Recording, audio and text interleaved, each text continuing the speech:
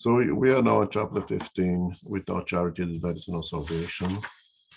Yesterday, we just pretty much read the parable of the Good Samaritan and had a long conversation about it. So today, I think it would be good just to read. You can never read the Good Samaritan's parable again and again and again, and then continue with the chapter. Just a reminder, last week I said that without charity, there is no salvation, was a statement used by Kardec when a bishop in 1857 declared that Spiritism was I think, of Satan, and only there was without the church there was no salvation. And Kardec responded saying that without charity there is no salvation. Now, just to make sure that everyone understands that Kardec did not came up with that statement. That statement was previously said by Paul of Tarsus already. Okay, wisely enough, Kardec just repeat a statement of Paul of Tarsus already. Okay, so we can just read the parable, and we can continue with the chapter. What is needed in order to be saved? Parable of the Good Samaritan. Number 1. Now, when the Son of Man comes in his majesty, accompanied by all the angels, he will sit on the throne of his glory, and all the peoples being gathered from him, before him, he will separate them from one another as a shepherd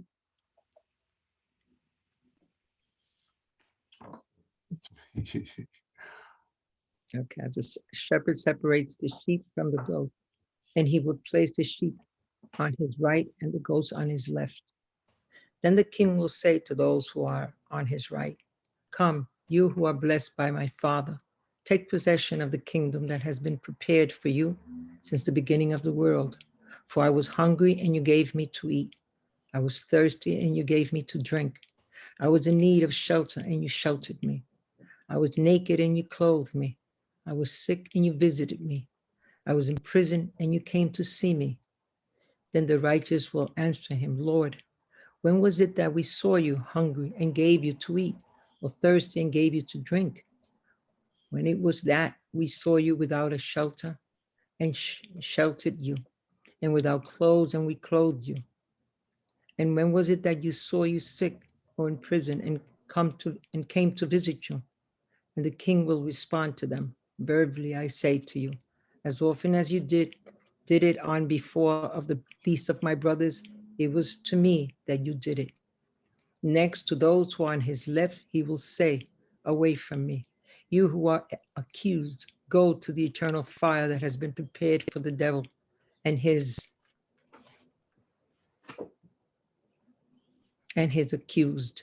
Go to the eternal fire that has been prepared for the devil and his angels. For I was hungry and you did not give me to eat. I was thirsty and you did not give me to drink. I needed shelter and you did not shelter me. I had no clothes and you did not clothe me. I was sick in prison and you did not visit me." Then these two will reply, "Lord, when was it that we saw you hungry, thirsty, or without shelter, or sick in prison, and we failed to help you?" But he will respond to them, "Verily I say to you, as often as you failed to render this assistance to one of the least of these, you failed to do it to me." And they will go to eternal punishment, and the righteous to the eternal life. Then a doctor of the law stood up and said to him in order to test him, "Master, what must I do to possess eternal life?" Jesus answered him, "What is that is written in the law? What have you read in it?" He responded to them, "You shall love the Lord your God with all your heart, with all your soul, with all your strength, and with all your mind, and your neighbor as yourself." Jesus said to him, You have answered well. Do so, and you shall live. However, wanting to appear to be righteous, the man said to Jesus, and who is my neighbor? And Jesus answering said to him, a certain man was coming down from Jerusalem to Jericho and fell into the hands of thieves, who stripped him of his clothes, covered him with wounds, and left him half dead. Afterward, it was just so happened that a priest was coming down by the same way, and having noticed him, passed him by on the other side. A Levite, who also came to the same spot, saw him, but passed by on the other side. But when the Samaritan, who was on a journey, came to where the man was and saw him, he was touched with great compassion. He approached him and poured oil and wine on his wounds and bandaged them, and putting him on his own animal, took him to an inn and cared for him. The following day, he took 2 silver coins and gave them to the innkeeper, saying, take good care of this man, and whatever more you spend, I will repay you when I return. Which of these three seems to you to have been the neighbor of the one who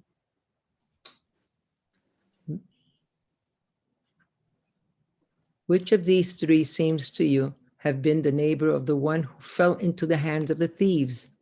The doctor of the law responded to him, the one who showed compassion on him. Jesus said to him, go and do likewise. Luke 10:25-37. All of Jesus's morals. Okay, thank you. Okay. Yeah, so I like to read the whole passage from the gospel because they are all related to the explanation from the spirits and from Kardec and the following reading. We spent a good time here last time going through those passages, breaking down the parable of the Good Samaritan.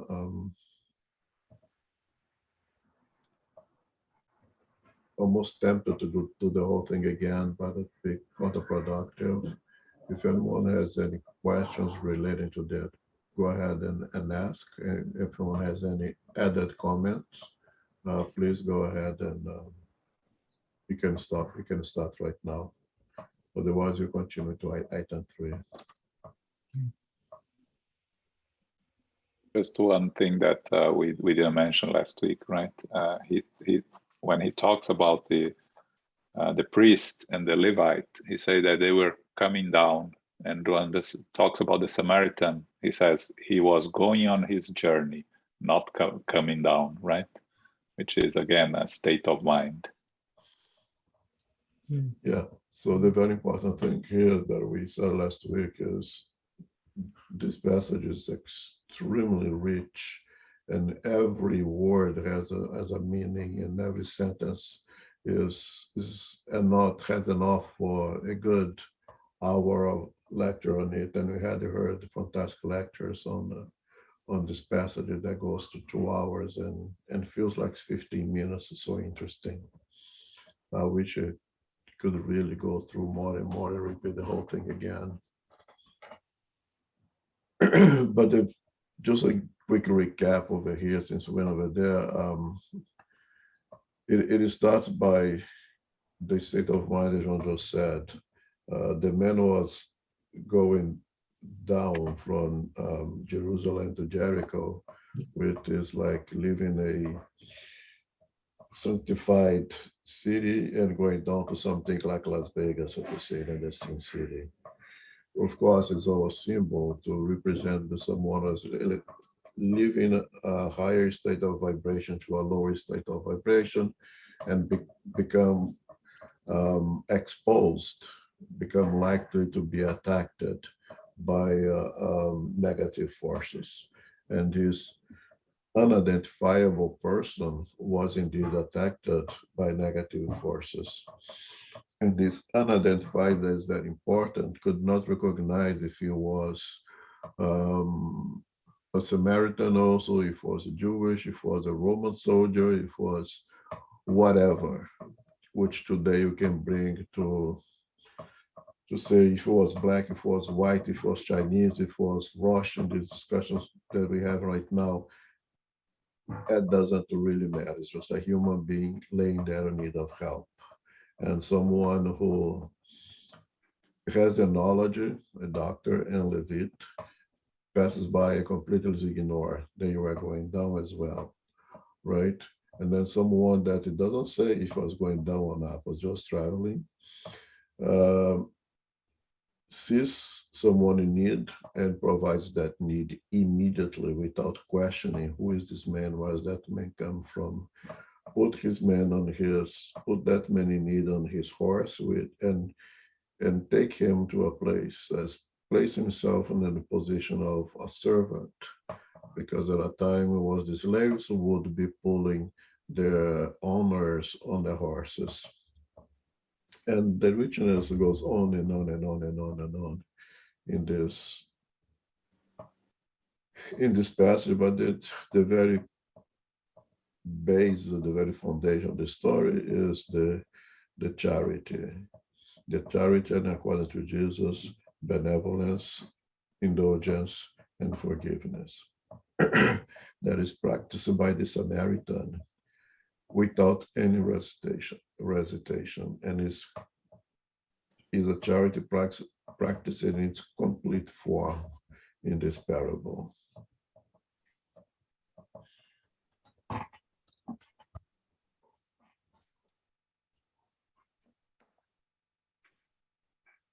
Three.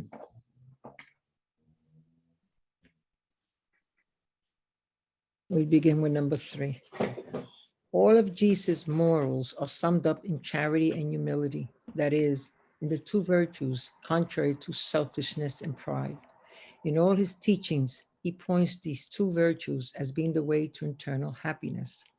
Blessed are the poor in spirit, he said, meaning the humble, for theirs is the kingdom of heaven. Blessed are the pure in heart. Blessed are the meek and the peace-loving. Blessed are the merciful. Love your neighbor as yourself. Do unto others what you want them to do unto you. Love your enemies. Forgive offenses if you yourself want to be forgiven. Practice the good without ostentation. Judge yourselves before you judge others. Humility and charity are the things Jesus never ceased to recommend, for which he himself gave the example. Pride and selfishness are the things he never ceased to combat. But he did more than recommend charity. He put it in clear and explicit terms as an absolute condition for future happiness. In the picture that Jesus portrays of the final judgment, it is necessary, as in many other cases, to separate symbol from allegory. To people such as the ones to whom he spoke, who were still incapable of understanding purely spiritual matters, he had to present physical imagery that was striking and capable of impressing them. To be better accepted, he could not depart very far from the form of current established ideas, always reserving for the future the true interpretation of his words and the points that he could not explain clearly at the time. However, alongside the supplementary and figurative part of the picture, one idea predominates: the happiness awaiting the righteous and the unhappiness reserved for the unrighteous. In that final judgment, what will be taken into consideration in passing sentence? Upon what will the indictment be based? Will the judge ask if one has fulfilled this or that formality or observed such and such outward practice? No, he will ask about one thing.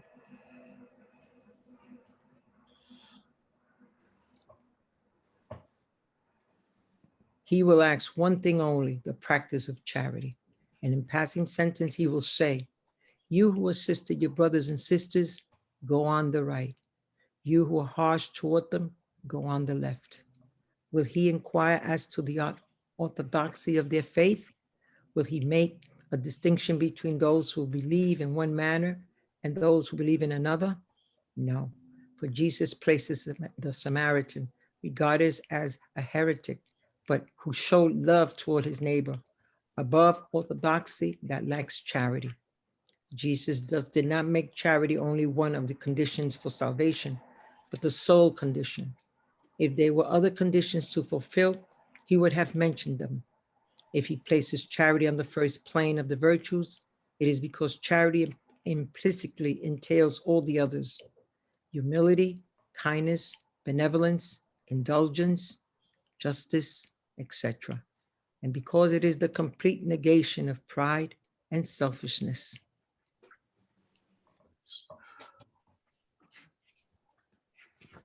So Kardec pick up those two passages of the gospel to present the chapter without charity is no salvation.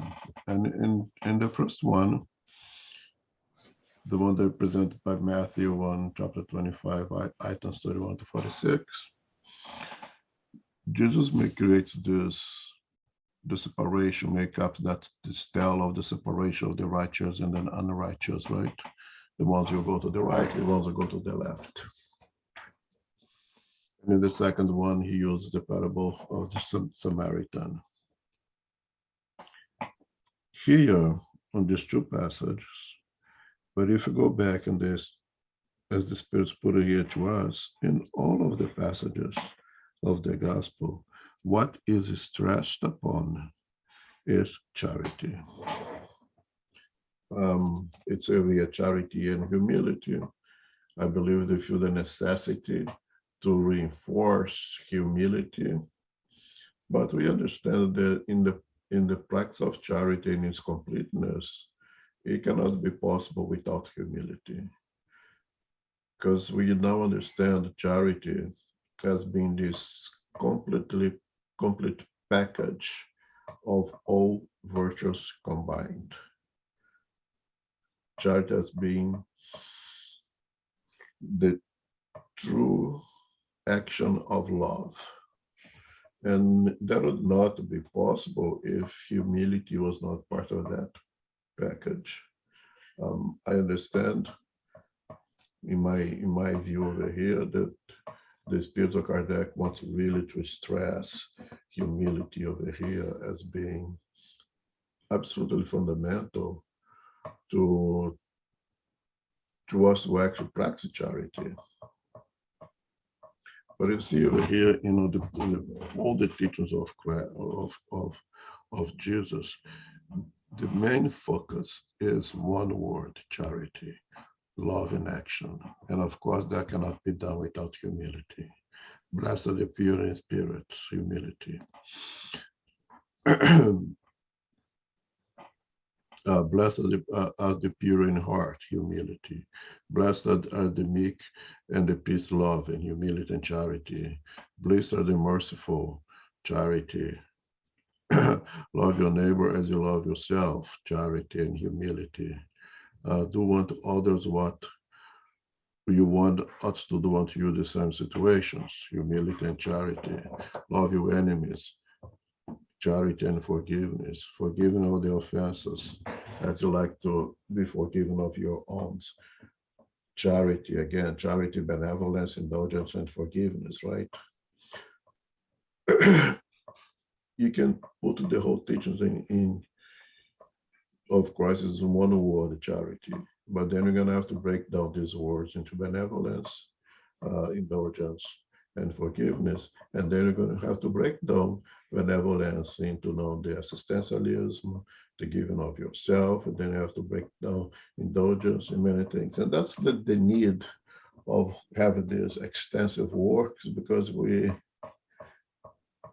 almost need to break down charity in pieces and then put it all back together to understand, to be able to practice in its full form as Christ has come to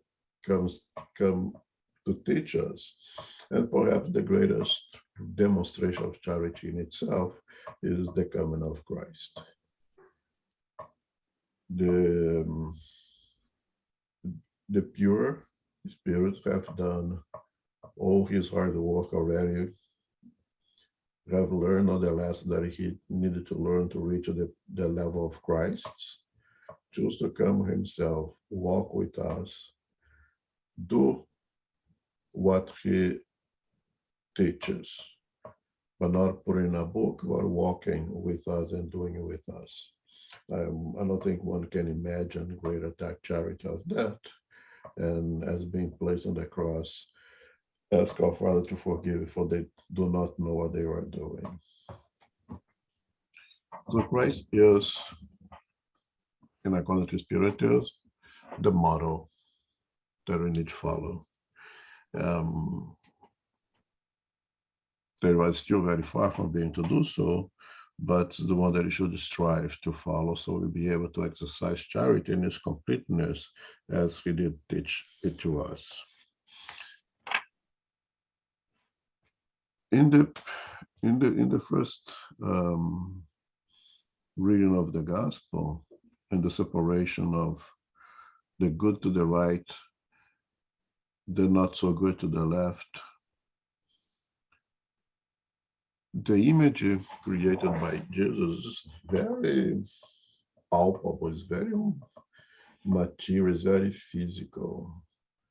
You know, it's almost separating by colors, it's almost separating, you go here, you good, you go to heaven, you bad, you go to hell, almost is saying that. And that doesn't go in accordance with the teachings of Spiritism.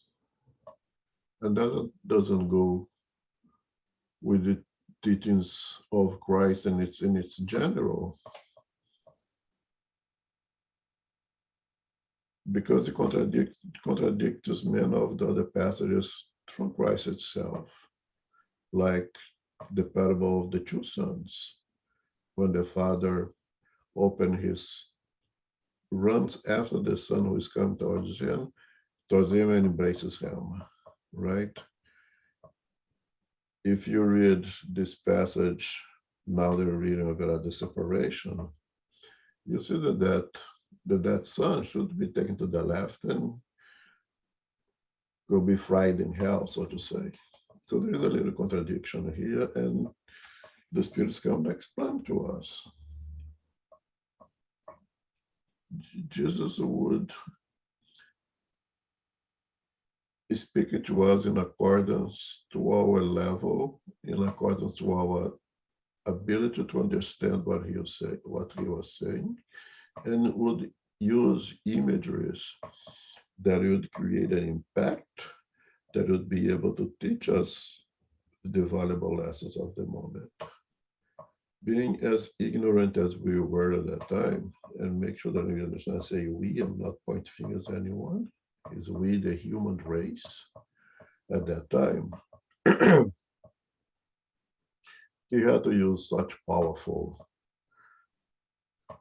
palpable like imageries, otherwise you would lose the lesson. And that's why he used that separation and this feeling almost of a fight on that judgment there, right? Because that was the only way that you understand the power, the necessity of the exercise of charity. But more important, that something that is very important here is that, and we always say here, what is it that we can do to God? What is it that we can do to please God? God being God, the God not being spirit, not being matter, God being absolute perfection. God need not to be pleased. God need not to forgive. God, there is nothing that you can do to, I don't know, what can you offer to God? Or let me comb your long, beautiful white beard. Let me peel grapes to feed your hunger. It makes no sense. God's absolute perfection. So the only way that we can worship God, that we can show our appreciation of love to God, is by working on God's creation. You reflect our love, our worship to God in accordance to how we behave with God's creation. And that goes to our brothers and sisters who are hungry and need food, those who are thirst and need water, but also those who are alone and need some kind of companionship, those who are sick and need some kind of encouragement, those who are lost and need to be found, those who are suffering the ignorance, secondary to the ignorance is causing harm out there, and you will show our indulgence, and you will try to educate. That's the only way that we can show our appreciation, show worship God, and that's what Christ comes to say here. You can go ahead if you feel like to kill your best goat and offer its blood to God in your worship, go ahead and do it. But that is meaningless. What's really meaningful is what do you do primarily to your neighbors? How do you raise your kids? How do you treat your elder parents? That's how you show worship to God. And when it's time that they judge, and who is this judge? It's our own conscience. And why is our conscience the judge? Because in it we have printed all the divine laws. So we don't need anybody to point fingers at us. We point finger at ourselves. The divine laws are printed in our conscience in accordance to the Spirit, as we learn in the Spirit's book. Therefore, we are our own judges, and we will place ourselves there where we belong, where our vibrations will lead us, our energies will lead us. But again, we understand as spiritists, in the law of progress, that eventually we're going to rise. Eventually, we're going to leave that state of lower energies to a state of a higher energies. And it's in this process of charity that is fundamental, because it's very likely that after my conscience send me down to a lower level of existence, that I will walk my way up by myself. There will be those who will assist me, there will be those who will help me. And that is the great need of charity, because we need one another. Even those who perhaps will be able to go down there and rescue me, eventually you will be in some kind of need of him or herself, that someone better prepared will help that one. And this way you create a current that, as Paul says, the way to Jesus, you'll be like in a fire. We all on a line walking together.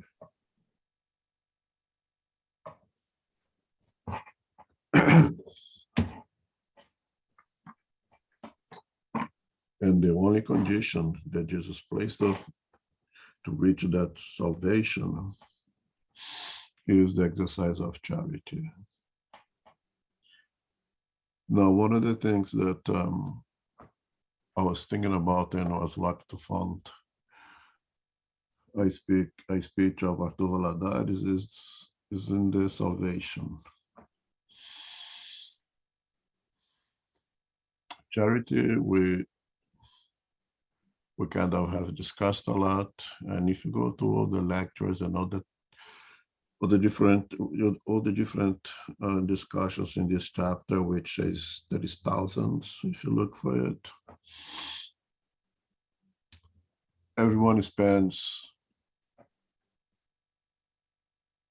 95% of the discussion in this word of charity, rightly so. But it seems that the word salvation seems to be forgotten. So I ask to all of you, what does it mean, salvation? Salvation from whom or for what, from what? What's the word salvation means? Without charity, there is no salvation.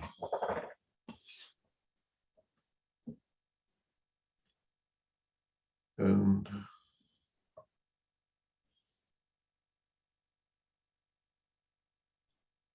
if we go back to the time that Jesus was speaking to us and make that separation, if we go to that time where we are so ignorant that we need that very palpable material kinds of teachings, one would say salvation from the fire of hell, salvation from eternal punishment, salvation for perpetual suffering.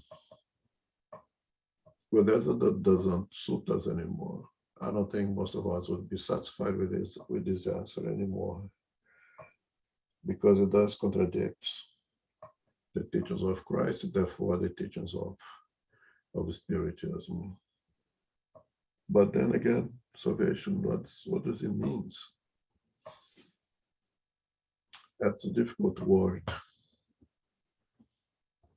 We could use and I'm not making this up, I'm using a lecture of Arthur Valladares, the little that I could get from it, of course, in which he makes a comparison with Exodus, that is in the first Testament, the leaving of Egypt, the liberation from Egypt to reach the promised land.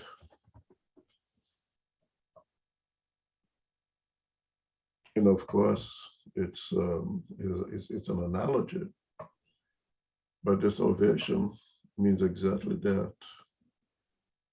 to free ourselves, the self-imposed slavery.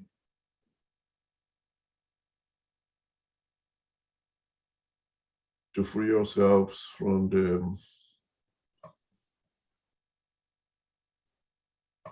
weight that holds us in the mud of ignorance, and rise up to reach the promised land, to vibrate at higher levels where happiness prevails over unhappiness. Is the time that we choose to live, or choose to put our effort to live imprisonment, to live slavery, to reach that promised land. We need to go to a desert. We need to be exposed to the environment. We need to have a lot of help. We need to have a lot of guidance, because in the desert, there is no signs to tell you take a right, make a left. We need to trust the stars, the lights, to guide us. So charity is that light, is that star. Charity is that tool that we may use to guide us to live the state of slavery towards materiality, materialism, the slavery of selfishness, the slavery of pride, to liberate ourselves from those anchors or those heavy weights that keep us unable to rise up. Charity is that tool that we can use to break down that heavy weight and allow us to go up. And in Exodus, it says over there that God would provide them with clouds during the day, and and the fire at night. So they did not have to stop walking during the day. They didn't have to stop walking at night. And charity is that cloud. Charity is that fire, meaning that we should use it at all times. When things are well, when life is good, and everything's perfect in our lives, and it couldn't be any better, we have a tendency to forget about spirituality, forget about morality. Everything is doing so well. And the reminder is continue the exercise of charity at all times. That all shall pass. There will times of hardships. The night will come, and at night you're gonna need the fire. And the fire again is the charity that will warm you, that will protect you from the coldness. There will be a light that allow you to see the directions you are walking. They will protect you against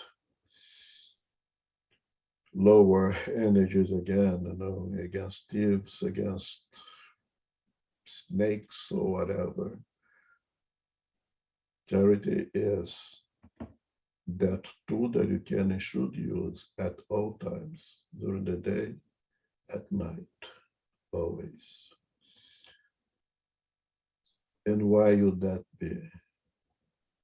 Why the exercise of charity is such a powerful, as Paul of Tarsus says on our statement, is that wall that protects against the enemies.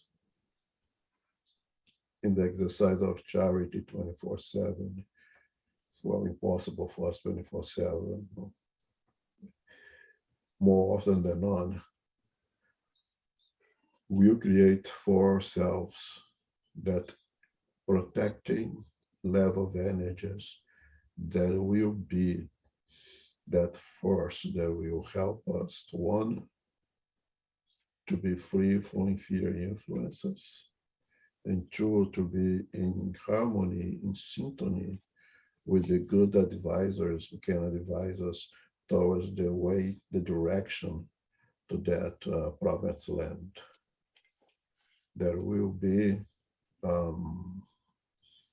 bad days, there will be challenges when you are in the desert, seeking the direction, seeking to find the promised land. There will be bad days that you almost say, man, let me go back. Let me go back to Egypt. At least there I had food, I was a slave, but I could at least fulfill my passions most of the time. In the exercise of charity, you be more vigilant with your thoughts. You will protect even against yourself. When those temptations come in, you'll be fortified to continue moving forward and not look back at the time of slavery and think that slavery is better than the promised land. It is in the practice of charity, allowing the constant motion of love that will continue forward, and you'll be able to reach the promised land. And that's why out of charity there is no salvation. The word salvation seems to get lost very often, but that was extremely important to understand. Salvation, what do you mean? From what? From whom?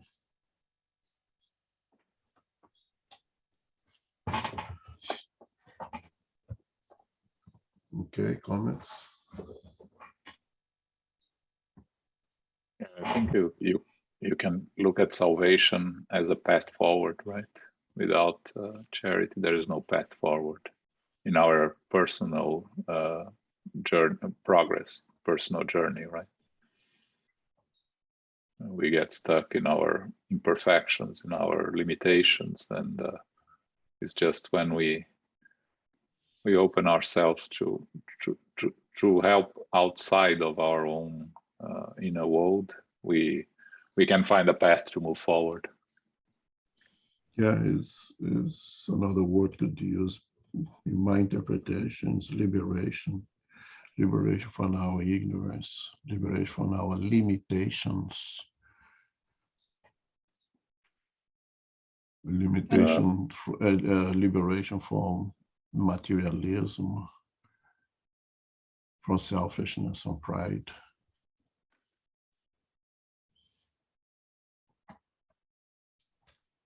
Can I just ask, it'll be the same, I'm sure, in Brazil, but in Africa, you talk about charity, but when living in Africa, if one were to perform charitable acts for all the, not even all the opportunities, but every time one's asked for money or asked for food or asked for something, if one were to even really respond to half of those requests, one actually would end up, you wouldn't really have helped the situation, and yet you would actually end up being penniless, or actually taken advantage of. So one becomes a little, if one can say, hardened to a degree. I mean, you try to help where you can, but there is a degree of numbness around people's suffering and situation. Likewise would be the case in India. And I just wonder how you respond to that. Yeah, that will be the case in Brazil as well. So, yes, that's what yeah. How do you deal with that? One of the things that we would like to stress is that we should seek to be self-sufficient as well, right? If I give everything that I have, I just become another weight in society. So we need to be self-sufficient. We need to not be so radical to the point of give everything, it becomes dependent on others, because then you're not really contributing. As you said, we're not going to save the world, you're going to become another dead weight to society. So something that we need to take care of it and be careful. You're absolutely right. I think it was Bloomberg or one of those millionaires who once said, if you gave $1 for everyone who asked, he would be broke himself. And he has a lot of $1 to give away. But I don't know if it was him himself, I don't remember. It is something that we should think about, but it's also in position to where do we stand in our freedom from materiality, our freedom from necessity of possessions. How much can I really do without in my ignorance? I'll be miserable if I give up some of the things that I have. So in order to reach that level of Mother Teresa, to reach that level of Franciscan Xavier, who could have been a billionaire, well, he would not, because his skills not help him, but if he would make money from his work, he could have made a lot of money. How much do we still are attached to material things? How much we still are attached to some kind of comfort that without it, we would be miserable? With the Socratian walk, when he would walk, Socrates would walk to the market every morning, put his hands in every merchandise, look at this, look at that, put it back and walk away, never buy anything. And one of the merchants one day had an off with and say, hey, Socrates, what's the deal with you, man? You come here every morning, you look at everything, you put your hands and put it back and walk away, never buys anything. What's wrong with you? And his answer was, I just like to come here every morning and look all the things that I don't need to be happy. I'm far from Socrates. There's a lot of things that I need to be happy. As I elevate myself, I'll be needing less and less things. And one of those things lose value for me in order to reach the happiness, understand the happiness is something that is completely unrelated to materiality, I will be able to give more and more and more what I already have. For now, I have to be careful not to become more miserable and do more harm to others, to myself, with this pseudo charity, and expand the definition of charity beyond the giving of alms, beyond the giving of material things. If you can give more, you give more. If you don't need to deprive ourselves to the level of being in the necessity ourselves. But in instead of just walking away or pretending you don't hear that person, you know,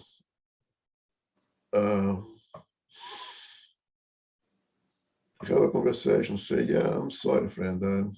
Today I can't give anything, but I do hope that you have a good day. I do hope that things are better. Tomorrow when I pass by, maybe I'll be able to give you $1 or not, but I wish you things are going to be well for you as well. And actually, no, show to that person that you recognize the person's need, you recognize that person's existence, you recognize that person's being one of us, perhaps having a little hard time today more than we are having, but still expanding its definition of charity beyond the giving of alms, beyond what I like to call assistencialism, to assist, and recognize the humanity in every human being is already a great deal over there. So there's many ways of the exercise of charity beyond the giving to an excess in which we will be more miserable than the one that's receiving, and that doesn't help anyone. Okay. But the more that we evolve that ourselves, the more you reach the level of Socrates, and you're gonna look at things. I don't need this. I'm not there. There's a lot of things that I need that I know they're superfluous, but that I know I'll be completely miserable without. I'm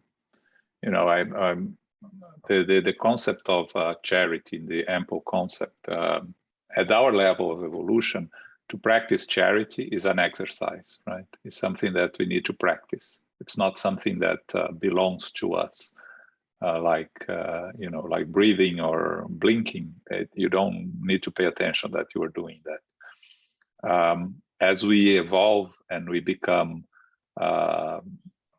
we become more evolved spirits, we will reach a point where charity will become part of who we are, right? The example of Mother Teresa that we always use here, right?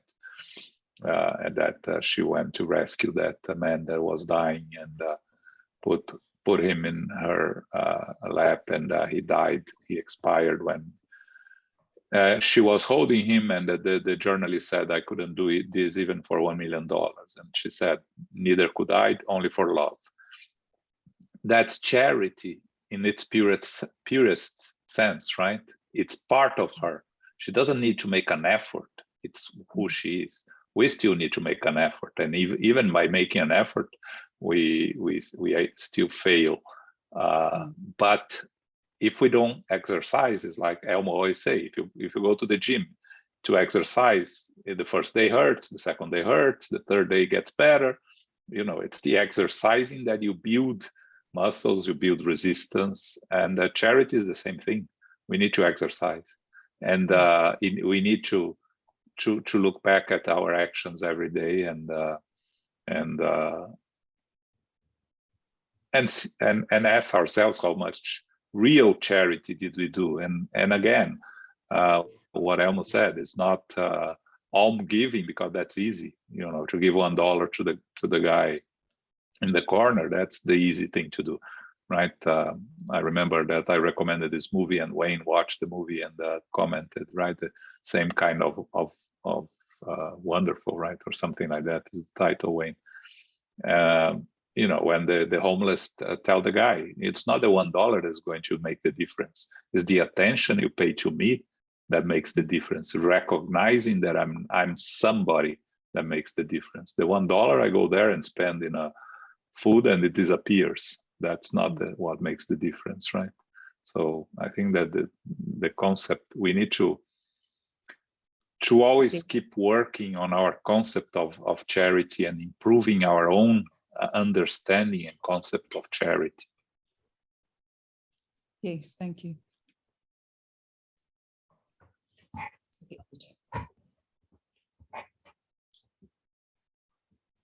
All right. I'm always confused about like examples of charity. Like you say, we can give $1 here, $1 there, do this for my neighbor. Sometimes I get confused of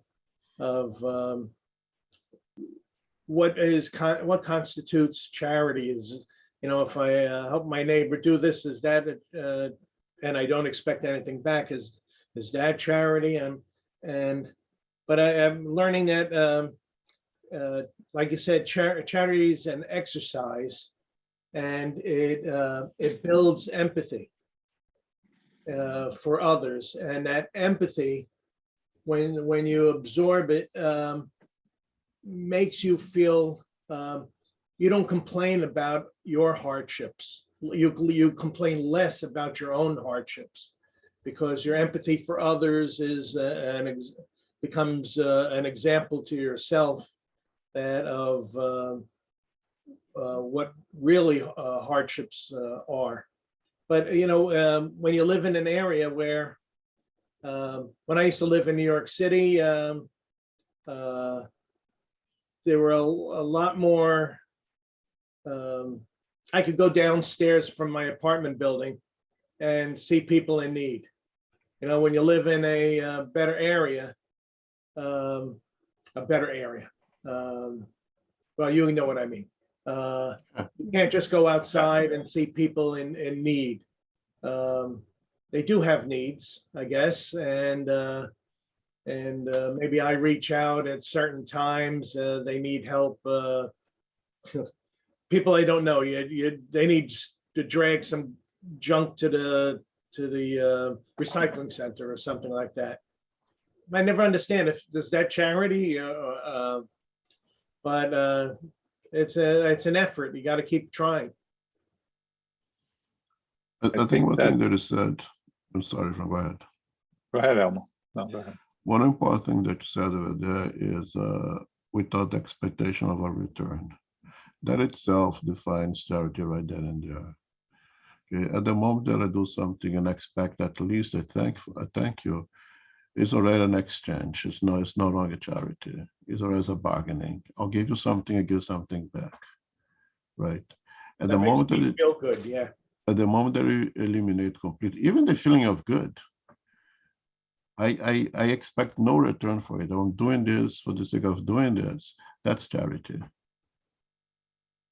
But one's a little bit motivated by the salvation, though, is one not? I mean, that's what you're aiming. That's already a bargain. There's already a bargaining with God right then and there. Which we're not there yet. The exercise of charity is extremely hard, right? If you do that thing that God is seeing and is gonna give you a thumbs up, you're already doing good, and God is giving a thumbs up, but you didn't reach that level of completely charities yet, right? It's what Mother Teresa said. I mean, only out of love. And love does not expect in return. It does not expect a reward. Understand that the reward is already there. It's in the practice of doing itself.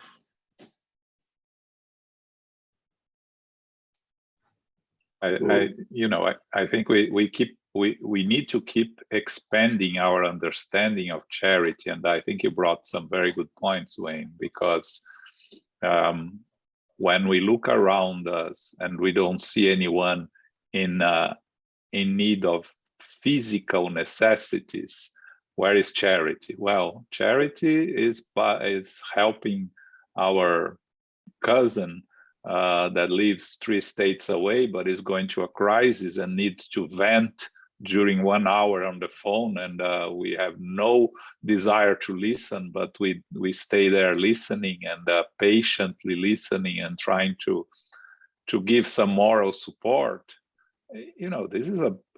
This is charity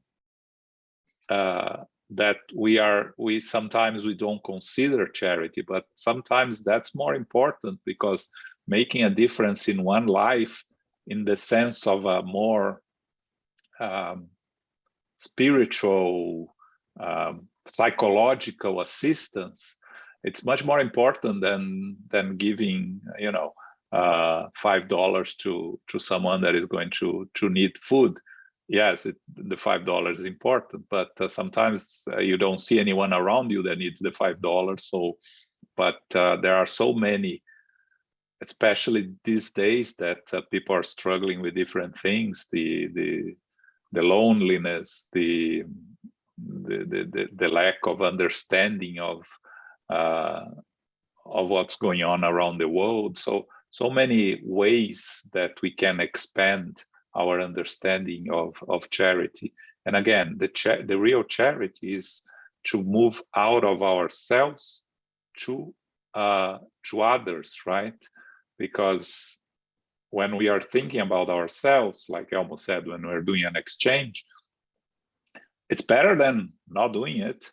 Absolutely. Again, we can only walk taking the first step. So, you know what you said, Sally, even if we are doing something because it's our moral obligation and we are forcing ourselves to do it, knowing that we are going to be rewarded by someone somewhere, it's better than not doing anything, right? So when we say, well, for Bill Gates, it's easy to do charity, they have billions. Well, but he could just keep his money or give to his close ones and not help humanity. So the fact that he's giving part of his wealth to humanity, it's going to count in his favor. The part that he's not using to help others, it's his own deal with the divine justice, right? Because sometimes we look at others and we look at others and say, it's much easier for him or her to do charity. They have a much better life. Well, we know our own personal issues. We don't really know each one's struggles, each one's problems. And you know, if money was the solution for every problem in the world, that would be a really different world. It's not. So it's important for us to keep reflecting on the concept of charity and keep expanding the concept of charity within ourselves, I think. And we can think here, right?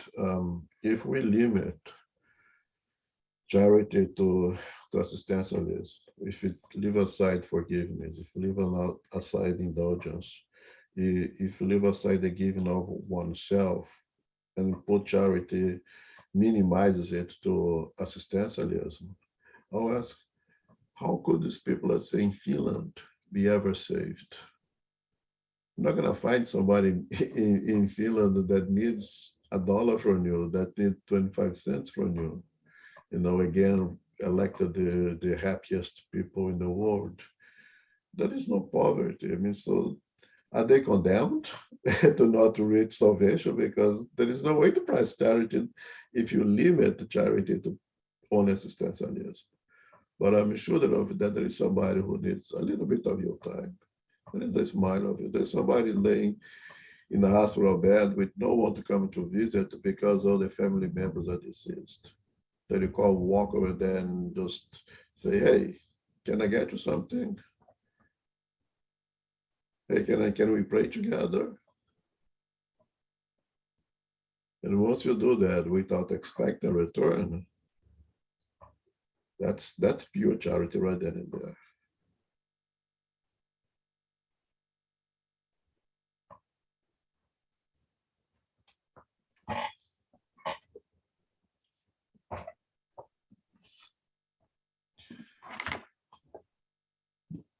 Okay.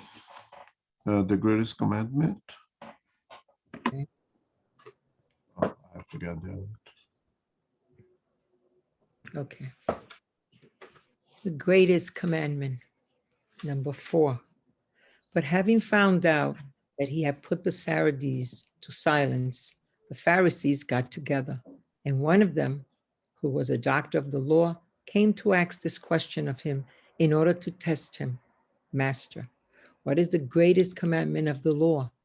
Jesus replied, you shall love the Lord your God with all your heart, with all your soul, and with all your mind. That is the greatest and first commandment. And here's the second, which is similar to that one. You shall love your neighbor as yourself. All the law and the prophets are contained in these two commandments. Number 5, charity and humility. That is the sole path to salvation. Selfishness and pride. That is the sole path to perdition. This principle is formulated in precise terms of these words. You shall love God with all your soul and your neighbor as yourself. All the law and the prophets are contained in these two commandments. And so that there may be no mistake about the interpretation of loving God and one's neighbor, Jesus adds, and this is the second commandment, which is similar to the first. That is, one cannot truly love God without loving one's neighbor, nor can one love one's neighbor without loving God. Thus, everything that is done against one's neighbor is also done against God.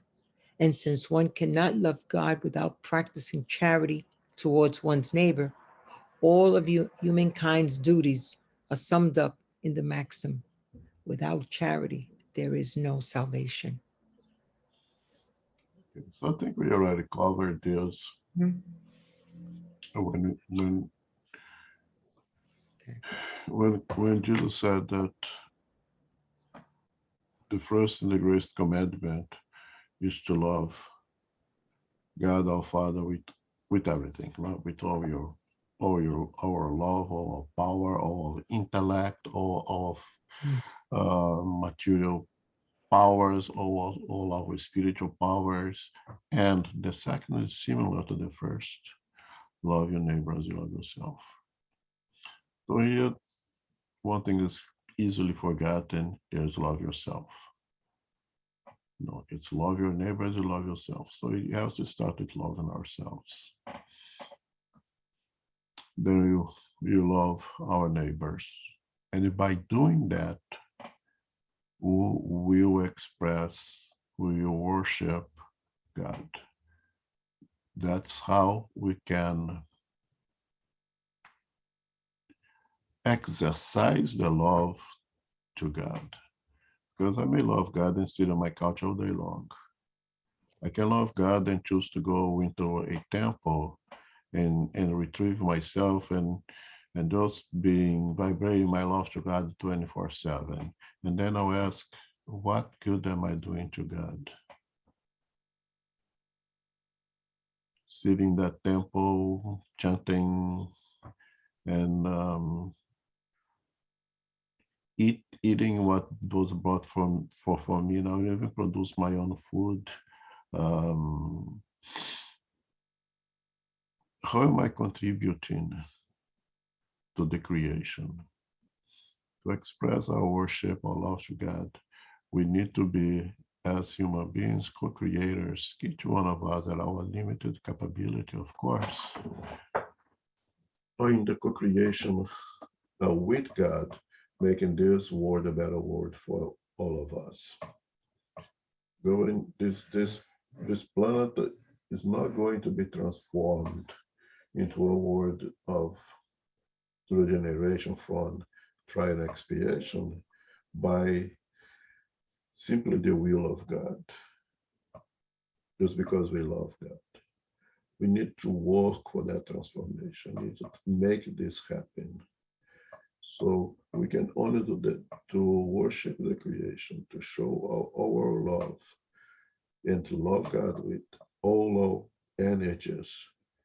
When we demonstrate that love, we put that love to act towards the creation, and that goes towards us, that goes towards protecting the environment, that goes towards try to minimize the rapid elevation of temperature in the planet, being conscious of our waste. It goes to every act that we do, be an expression of our love to God by expressing our love to the creation, not only for one another, not only for our offsprings, our parents, our neighbors, but to the worms on earth, to the fish in the oceans, to everything, to all the creation. That's how we should be able to express the love that we have towards God.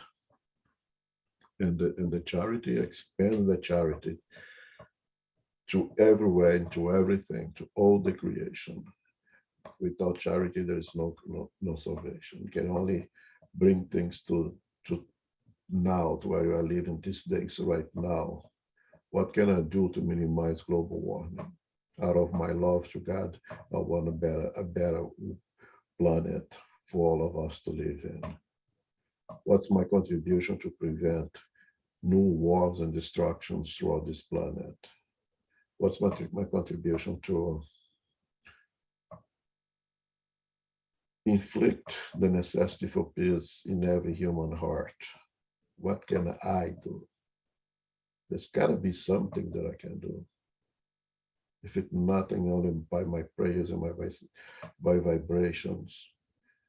If not by I myself, pacifying myself and living peace with myself, so that peace within me can perhaps expand beyond me. They reach somewhere else, at least my wife, perhaps. And for my wife, her co-workers, and perhaps eventually reach where it's being more demonstrated, that our ignorance is being more demonstrated today. What is it that I can do to express my worship, my love to God in the creation? No, I'm not going to bring peace where people choose to fight myself, but perhaps the collective forces of every mind generating peace, it may reach those pieces of the areas of the planet, and perhaps it will, in a positive way, infect those hearts and minds and make them think in a little bit different. What is it that I can do? Because this my salvation, it's not really dependent on the salvation. I'll create my salvation. If no one else wants, I can go on my own. You know, I can be the little red fish, and know that leaves the ponds, that is in the preface of the book Liberation. Right, Ron? I can go out there and leave that little pond and enrich the ocean. But eventually you're gonna have to come back and invite the other fishes, because I'm not gonna be happy when all my loved ones, my brothers and sisters, are still prison, still in the Egypt of the laziness, of the level of conflict that leads to nowhere but to ignorance. What can I do? It's by taking that steps that I'm exercising charity, and that will reach the salvation.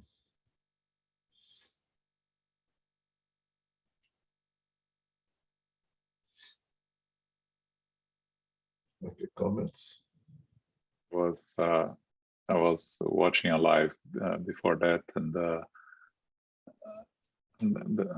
there was a comment about the mother, Andrea Louise's mother, right? That she said she was going to reincarnate with her previous husband. She was going to marry him again, and she's going to receive as daughters the two lovers that the husband had, and they are all three in the lower zones, right? So you see a spirit that is much more evolved than Andrea Luiz, as he tells us in the book, coming back to a life of sacrifice, of to rescue three spirits.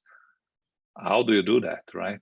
Out of love, out of of um, of giving yourself completely to the true sense of charity, right? Because otherwise, how can you imagine the incarnation of her?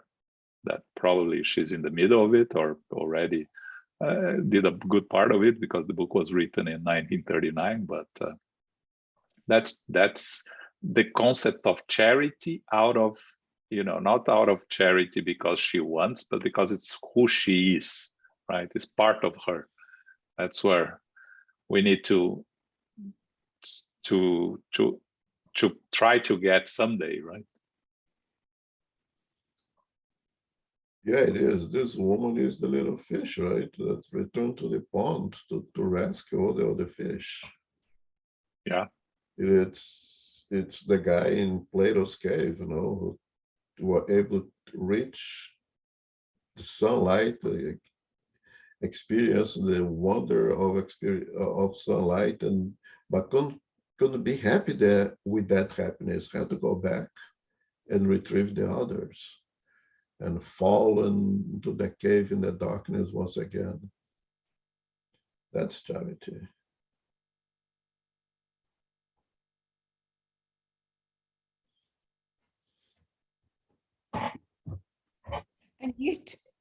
And yet, previously you made comment about not going into situations which would actually drop our energy and compromise the frequency that we are at. And here you're using as examples in favor of charity, of people going into situations which would definitely impact their general state of being. Yeah, but you need to understand the level where they are, right? So how can you practice charity without hurting yourself, without being she's coming because she can. Okay. She wouldn't be coming if she couldn't. She can withstand the challenge. That there is this famous story, the other people here probably heard about Francisco Xavier, right? When he was young, in his 20s, that some friends took him to one of these houses where the ladies work, right? And yes, and nobody worked that night, because his energy contaminated the place and prevented the ladies to work that night, or anyone that was there. So, but can I do that? No, I can't. So I cannot go to those places because it will contaminate me. I cannot spread. So, that's where we need to understand our limitations, and where we need to know where we can make a difference, or we're going to be contaminated by the environments, and will hurt us instead of us being able to help. So that's the difference. Thank you. Yeah, you need to be very careful, with that, and that's a very good point. If I am recovering alcoholic, perhaps I should not go into a bar when invited, because I'm still in that process of recovering. But if I'm recovered, if it's possible, I'm not going to argue that. If I'm free from that addiction, there's no problem for me to go into a bar. I go over there and I have a club soda and talk to my friends and live without feeling the struggle with my addiction, because I'm free from it. Right? But if I'm in the process, and most of us in the process of freeing ourselves from our vices, we need to be very careful of how much can we actually dip ourselves into, and not hurt ourselves in that process.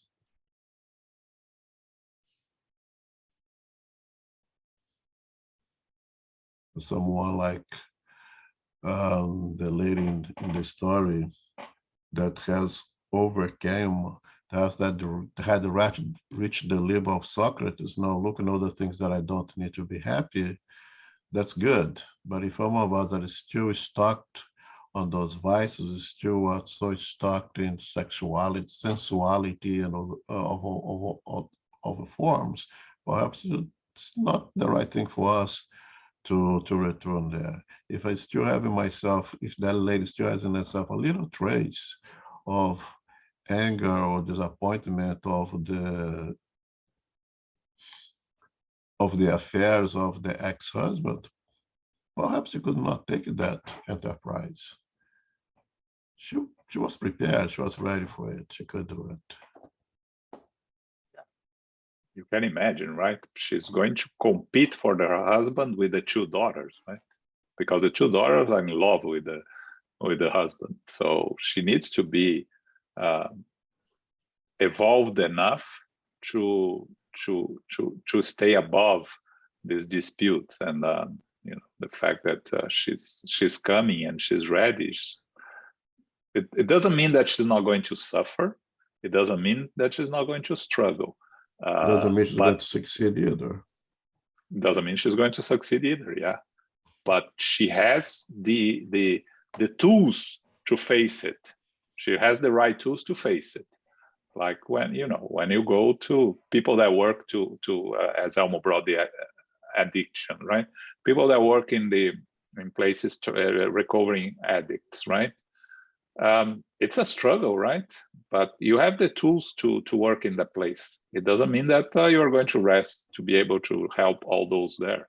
A lot of those that go there are going to fall back into the addictions, but you are doing your part according to your the tools that you have at your disposition, right?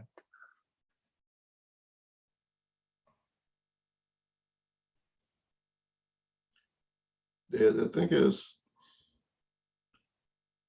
progress is done small steps. There's no big leaps, right? We see, let's say, Paul of Tarsus going from Saul, the great Jewish leader, ready to be the big leader of the Synedrion, which was the equivalent of being the big pope, right, in the Catholic religion. There was the man who was the doctors of the law, was ready to do everything, have that conversion with Christianity.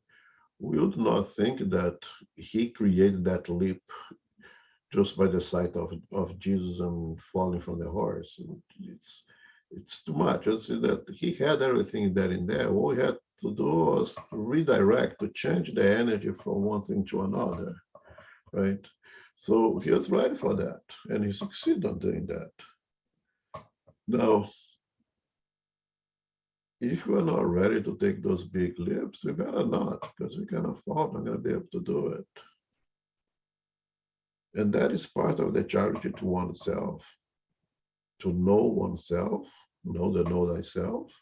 and to understand our limitations. The indulgence toward ourselves here. No, I cannot go out there. If I go to if they take me to the bordel and think that I'm gonna convert the bordel in a spiritual center, it's gonna be a big failure. I cannot do that yet. I'm not there. And I recognize.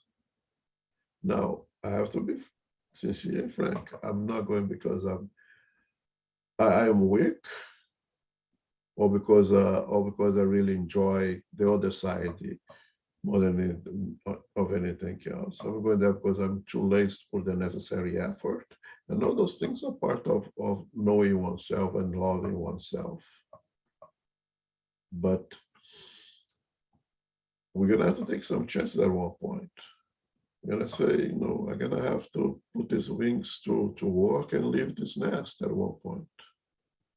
Is it now the right time? Yes, then I'll go. If it's not, I'm not gonna jump and fall. But I'm sure that at that time that ego decides to leave that nest and conquer the sky, there is temptation, there is some fear, there is some, can I really do it? But yeah, that the forces inside of me is strong enough that I'm ready to put these wings to work. And then you jump, and then you fly. And then just in case you fall, don't worry. You're gonna be rescued and eventually you're gonna fly. And talking about Paul, right? Jesus would not have appeared to him if Jesus didn't know that he was ready and capable. Didn't guarantee that he was going to succeed, because again, we have our free will. And if you watch the initiation into Spiritism this morning, it was free will, right? So Paul had the free will, Saul at the time, but Jesus knew he was ready. Otherwise, he wouldn't have called him. Paul, I'm sure, agreed before the reincarnation that he was going to come on a special mission. Of course, he got distracted, let's say, by his own ego when he became important in the Jewish Synedrium, and became more and more powerful, and this power ended up intoxicating him. But Jesus knew that he was ready, right? So when Jesus appeared to him, and he fell from the camel, not from the horse, Elmo, and half or more than 0.5%, the people that talk about this famous passage tells that he fell from the horse. He was going through the desert in the camel. I keep repeating that, and people continue saying the horse. Yeah, no, I dispute that. Yeah? Yeah, I do dispute that, but that's a different discussion. Yeah, read the passage in the book again. I looked for it. I found the camels there. Anyways, it's the thing here is that he was ready, right? It's just a question of changing the direction, right? His focus and his willingness to do things was just pointing him in the right direction, and he was ready to do that. Yeah. When Mama Eagle kicks the baby eagle out of the nest, Mama Eagle knows that those wings are ready to go to work. But I'm sure baby eagle thinks twice about it.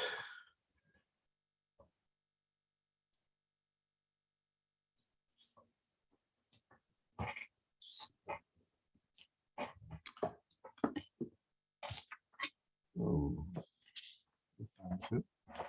We should stop here, right? I think so, yeah. The next one is that beautiful song.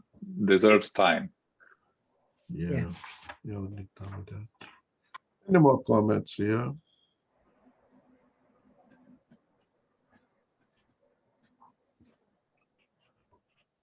No, it's been really interesting. Go ahead. You muted yourself, Sally. Sorry, I say it's been really interesting. Thanks. Thanks. So, Soraya, do you want to make a final prayer? Yes, Yeah, absolutely. so before that, Soraya, the next Sunday, we're going to have a Q&A session, right? It's the last Sunday of the month. So prepare your questions, bring your questions. We'll have our Q&A session next Sunday, 11 a.m. Thank you. Regarding this teaching. Regarding at anything. all. Anything. Anything. Just any questions relating to anything. Okay. Okay, we'll say our final prayer. To our spiritual benefactors, our guardian angels who have come here in participation in our lesson today. With charity, there is no salvation. May we understand the value of the work that's ahead for each and every one of us, understanding the laws of God, to love God with all our hearts, and do unto others the most valuable that we can use in our daily lives.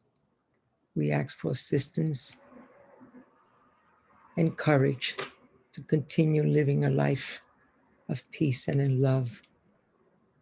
Dear Lord, we pray for all that are going through so much suffering in this planet Earth, throughout the world.